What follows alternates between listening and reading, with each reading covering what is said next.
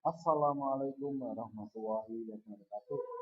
Kepada anak-anak kelas 5, hari ini kita akan mempelajari tentang media cetak tema 6 subtema 2 pembelajaran 1 dan 2.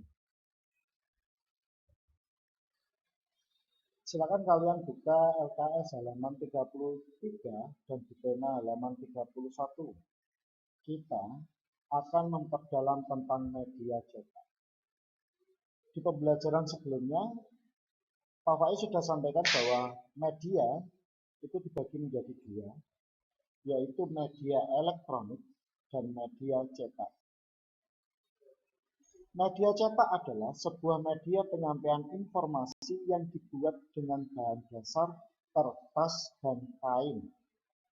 Unsur utamanya ketika kita membuat media cetak yaitu teks dan gambar.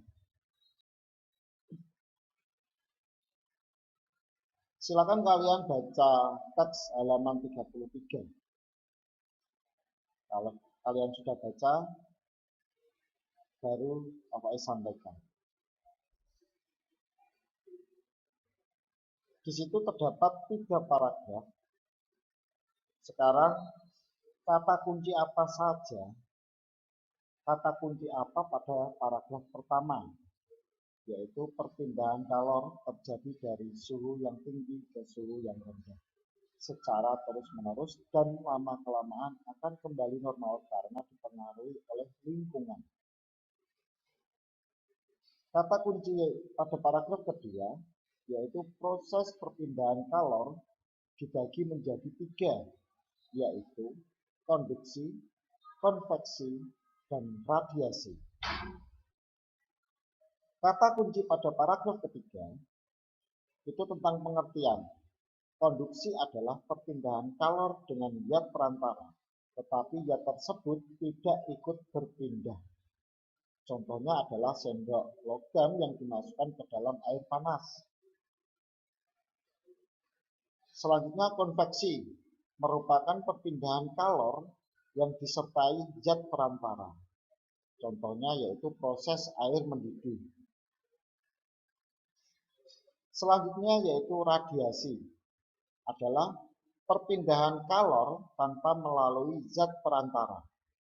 Contohnya saat kita merasakan panas dari sinar matahari.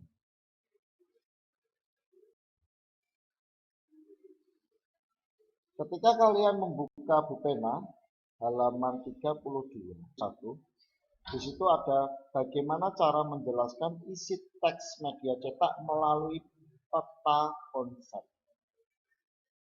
Perhatikan, saat mau menjelaskan isi teks, kalian yang harus diperhatikan adalah judul teks dalam media cetak. Judulnya apa? Lalu langkah kedua, bacalah teks dengan sesama. Kalian membaca semua teksnya. Yang ketiga, temukan informasi penting beserta kata kunci dalam setiap paragrafnya. Yang keempat, pahamilah setiap informasi penting.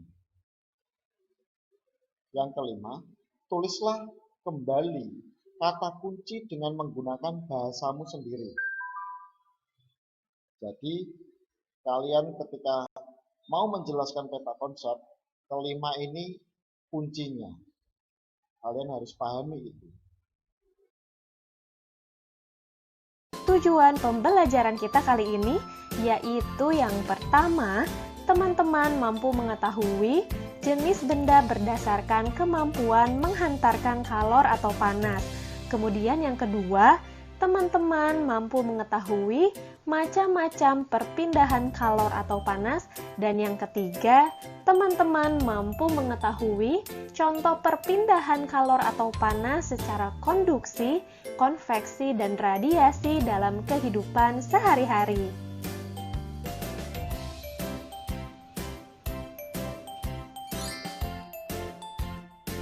Oke teman-teman, sebelum kita mengetahui apa saja macam-macam perpindahan kalor, alangkah baiknya kita harus memahami dan mengetahui prinsip perpindahan kalor. Nah, teman-teman, prinsip perpindahan kalor yaitu besar kalor yang dilepaskan sama dengan kalor yang diterima. Nah, teman-teman, benda yang melepaskan kalor adalah benda yang bersuhu lebih tinggi, sedangkan benda yang menerima kalor adalah benda yang bersuhu lebih rendah.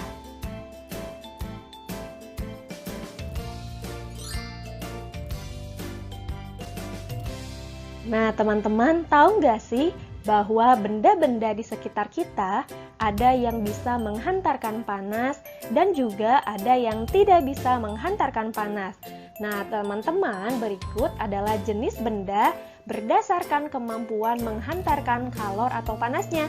Terbagi menjadi dua, yaitu ada konduktor dan isolator. Nah, teman-teman, konduktor adalah benda yang dapat menghantarkan kalor atau panas dengan baik. Contohnya, besi dan aluminium. Sedangkan isolator merupakan benda yang tidak dapat menghantarkan kalor dengan baik. Contohnya, kain dan kayu.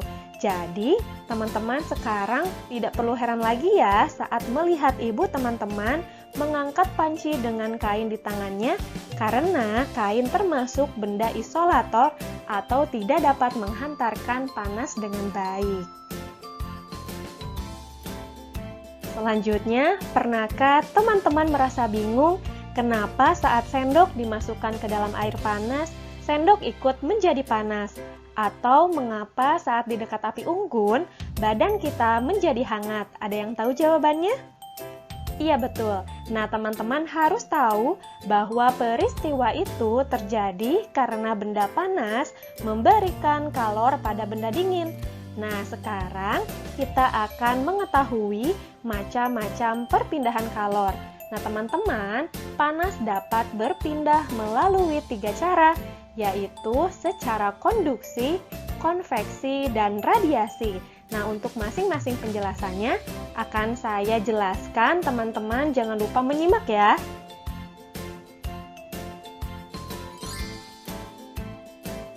Oke teman-teman, macam-macam perpindahan kalor atau panas yang pertama yaitu secara konduksi atau hantaran. Nah teman-teman, konduksi adalah perpindahan panas melalui zat padat yang tidak ikut mengalami perpindahan. Artinya, perpindahan kalor pada suatu zat tersebut tidak disertai dengan perpindahan partikel-partikelnya. Nah, teman-teman, berikut adalah contoh perpindahan panas secara konduksi. Contoh yang pertama, yaitu benda yang terbuat dari logam akan terasa hangat atau panas jika ujung benda dipanaskan. Misalnya ketika memegang kembang api yang sedang dibakar.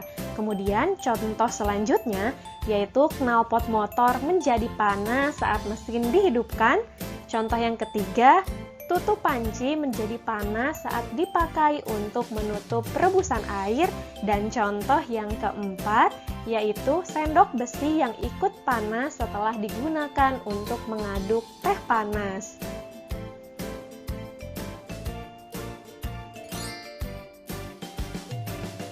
Oke teman-teman, selanjutnya perpindahan kalor atau panas yang kedua yaitu secara konveksi atau aliran. Nah teman-teman, konveksi adalah perpindahan panas melalui aliran yang zat perantaranya ikut berpindah. Jika partikel berpindah dan mengakibatkan kalor merambat, maka terjadilah konveksi.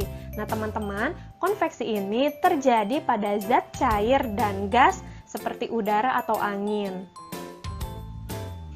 Nah teman-teman, berikut adalah contoh perpindahan panas secara konveksi. Contoh yang pertama yaitu gerakan naik dan turun air ketika dipanaskan.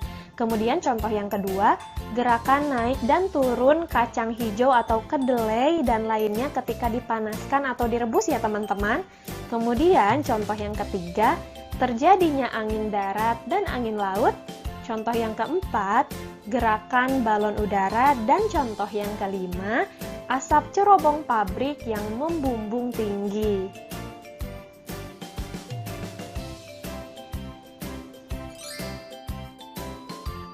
Oke, selanjutnya perpindahan kalor atau panas yang ketiga yaitu secara radiasi atau pancaran.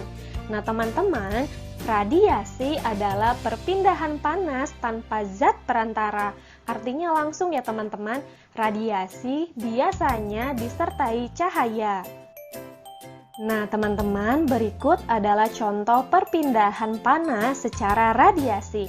Contoh yang pertama, panas matahari sampai ke bumi walau melalui ruang hampa. Contoh yang kedua, tubuh terasa hangat ketika berada di dekat sumber api. Kemudian contoh yang ketiga, menetaskan telur unggas dengan lampu. Dan contoh yang keempat, pakaian menjadi kering ketika dijemur di bawah terik matahari.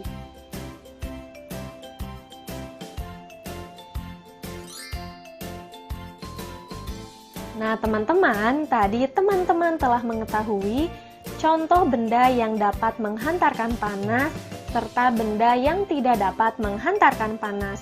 Selain itu juga teman-teman mengetahui macam-macam perpindahan kalor atau panas secara konduksi, konveksi, dan radiasi beserta contohnya masing-masing. Jadi dari pembelajaran kita kali ini dapat kita simpulkan bahwa perpindahan panas terjadi karena adanya perbedaan suhu antara beberapa bagian yang terhubung. Panas berpindah dari benda yang bersuhu dingin ke benda yang bersuhu lebih rendah. Nah teman-teman, panas dapat berpindah melalui 3 cara, yaitu secara konduksi, konveksi, dan radiasi. Oke teman-teman, cukup sekian pembahasan materi dari saya. Mudah-mudahan bisa bermanfaat bagi semua. Yuk berbagi ilmu baru.